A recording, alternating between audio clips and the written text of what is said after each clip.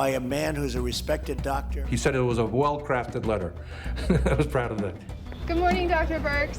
Hi, how are you all? Do you have any concerns about President Trump using hydroxychloroquine? Isn't it great if it's not going to rain for the next 3 days? It was really frustrating because here we are on the front lines. We're trying to do everything we can, and if there's a chance that this could work, let's go ahead and try it. But then consistently, the trials that have been high quality looking at this have shown that there's no benefit to it. And we have moved on to other therapies, but unfortunately, it can come back and be revived by a tweet from the leader who still believes in it. The next day, if you admit a patient with COVID-19, some of them are going to ask, are you going to give me the Trump drug? And if you go through a long explanation of, actually there's no benefit, it's really hard to explain this. And it would be so much more helpful if the leader of the country who sets the example said, we should follow the science on this. I've seen things that I sort of like, so what do I know? I'm not a doctor. It was about 6 days after that EUA, I woke up to an email string that had our Assistant Secretary for Health, our Director of FEMA, our ASPR, Dr. Kadlec, and the FDA all saying we needed to flood the streets of New York and New Jersey with that drug as quickly as possible. And in that email discussion, someone was brave enough, they said, but wait a minute, the EUA says for hospitalized patients only. They said, no, it needs to go into the pharmacies. It needs to go out everywhere. The EUA doesn't matter. Push the drug out now. The same FDA that dragged its feet for weeks on approving vital COVID tests suddenly worked at lightning speed to greenlight use of a drug with no proven effect on the disease, just because the White House wanted it done. If this drug works, it will be wonderful. It'll be so beautiful. It'll be a gift from heaven. I lost it.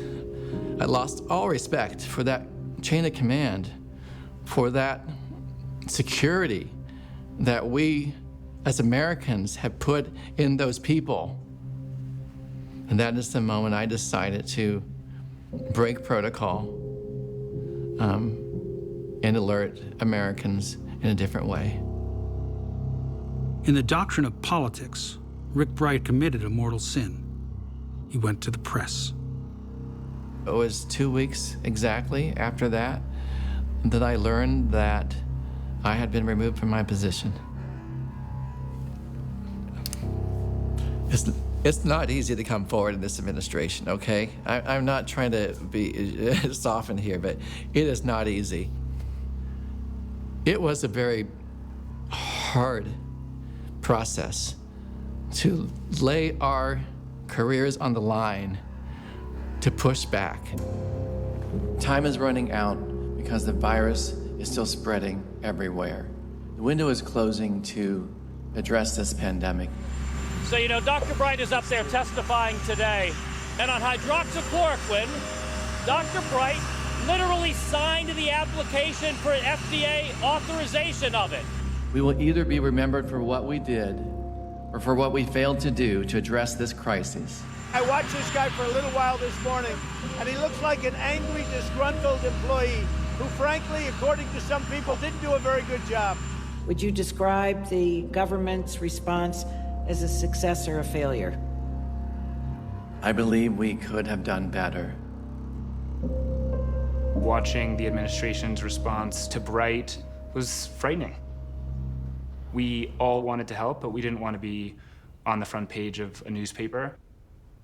I spoke to a couple of attorneys who said it's so unusual for the government to require an NDA at all, let alone for volunteers who don't have any access to government systems. We had no access to any confidential information. The only thing we were basically being prevented from talking about was the fact that the response seemed to be largely bungled.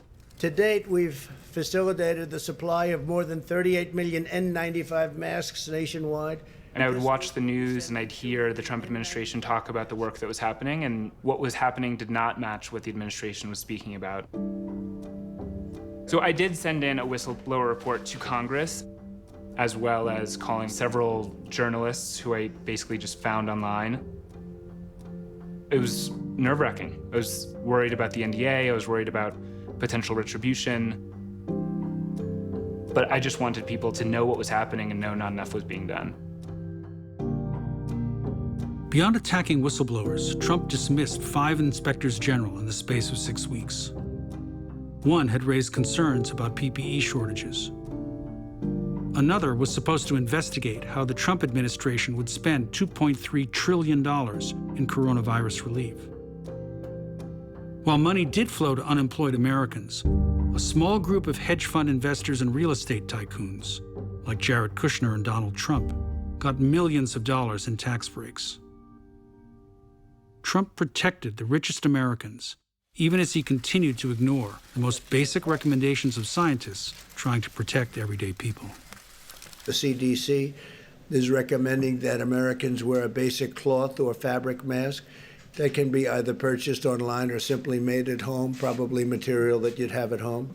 Really a voluntary thing. You can do it. You don't have to do it. I'm choosing not to do it, but some people may want to do it, and that's okay. I made a lot of predictions that came true about this pandemic, but masks being politicized, it's just amazing to me.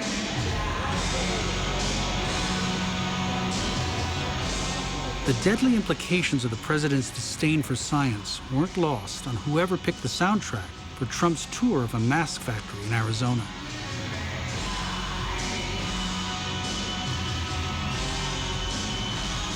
It was a confusing campaign photo op. Federal officials refusing to wear safety masks in a sanitized factory that manufactured them. The mask seems to represent which side of the political aisle that you're on. And somehow showing up without a mask on in close proximity with others says that I support the president. Woo! Democratic case! You keep that fucking mask off your face! That is dangerous. People have died because of the misinformation. I have absolutely no doubt about that. In April, after weeks of economic shutdown and with contagion and deaths still running high in much of America, Trump announced a plan for reopening the country. Our team of experts now agrees that we can begin the next front in our war, which we're calling Opening Up America Again. And that's what we're doing. We're opening up our country. The next day, he began to tweet an encouragement of protests against lockdowns meant to contain spread of the virus. Frustration was understandable. People wanted to get out of their homes and get back to work. But without a national program to safeguard public health, how is the economy going to get back on its feet? So I said to my people, slow the testing down, please. Texas hitting a record number of hospitalizations. Florida recording an astonishing 11,400 cases, smashing its single-day high. Opening up the country without a national program for masks, testing, and tracing did have consequences. Throughout the summer, the death toll hovered around 1,000 a day, or 2 9/11s every week. In South Korea, a nation of 51 million, there was no national shutdown, and less than 500 people died from the disease. For a lot of people around me in South Korea, perceptions of the US have really been shaken. South Koreans, like a lot of other people around the world, had a certain perception of the US as a barometer and a benchmark for how a country works, how a country should run. There is a real sense of disbelief. Thousands descended on beaches in Greece over the weekend, while in Italy, more shops and restaurants are again welcoming customers. The crowds are returning to the stadiums here in New Zealand. As many countries opened up, others faced new outbreaks. Some, like Brazil and India, saw cases continue to soar. But even in countries like South Korea, where the virus was initially contained, cases spiked when people ignored scientific guidance. Nowhere was that problem more severe than in the United States.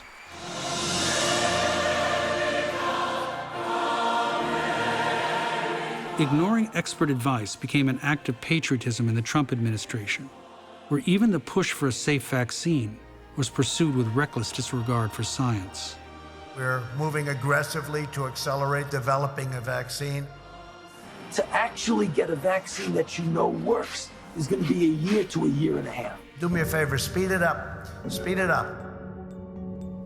Stakes are so high around vaccines because we need a vaccine if we want to begin to end this pandemic. But the question is who distributes it, who prioritizes it. A lot of people say this should be the CDC. They should be front and center in this. But the CDC has been largely silenced. After a few CDC scientists voiced concerns about the federal response, Trump installed an official to censor or rewrite any CDC findings that contradicted the rosy predictions of the White House. Can we trust scientists who allow data to be compromised by demands for political loyalty?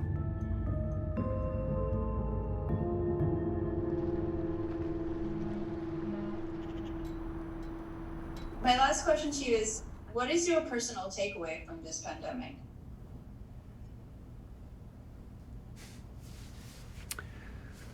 Um, 53,000 deaths from coronavirus. Sometimes late at night when I'm driving home and I'm tired of listening to talk radio on NPR, I'll turn on the other NPR station and listen to jazz.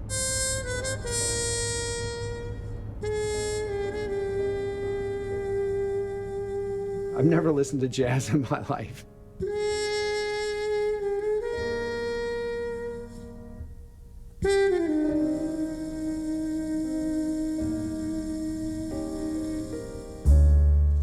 I've always been very thankful for the people around me, and I think that's come with age partly. And now that we're all wearing masks all the time, there's an astounding amount of information that you can get out of looking at people's eyes, which, when the rest of your face is completely obscured, become extremely telling of what's going on, whether your eyes are happy or sad or smiling. This is going to be the 1918 influenza epidemic story, and it will be written about for the next 100 years. And I think that realization should really drive a lot of our behavior and our choices. There's so much that the virus has exposed. The lessons are just going to be ongoing over time. And the degree of suffering is just so immense that it's hard to really conceptualize it. And it's going to take a long time for us to really figure out the consequences of this, because there are consequences for the people who survived this. We spend billions of dollars every year on missiles that hopefully will never fly, on weapons that hopefully we will never use. We have to take health security as seriously as we do defense security. I think the career staff and scientists were in place. They were battle tested, they knew their role, they knew the plan, and they were prepared to act. They put on their uniform to respond to this pandemic, and then there was nowhere to go. There's a misconception that public health failed. The truth is that political leaders failed to follow public health guidance, and that's what caused avoidable disease, death, and economic destruction. Politicians are the problem.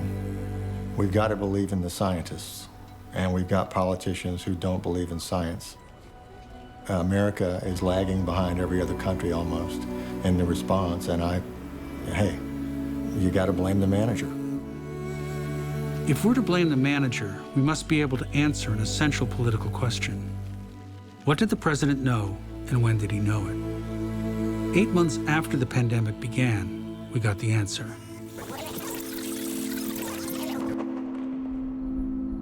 On February 7th, 2 weeks before anyone in America had died from the disease, journalist Bob Woodward asked Donald Trump if he knew how contagious and dangerous COVID might be. It goes through air, Bob. That's always tougher than the touch. You know, the touch, you don't have to touch things, right? But the air, you just breathe the air. That's how it's passed. It's also more deadly than even your strenuous flus, you know, so this is deadly stuff.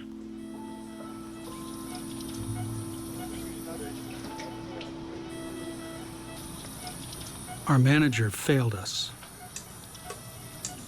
But the disease also revealed more fundamental problems with our government. We will see more pandemics and other existential threats, all on account of man-made problems we must prepare to solve together. Our ability to reckon with the future will depend on how much we learn from our recent past. When the day comes when we can finally take off our masks, will we be ready to fix what's really broken?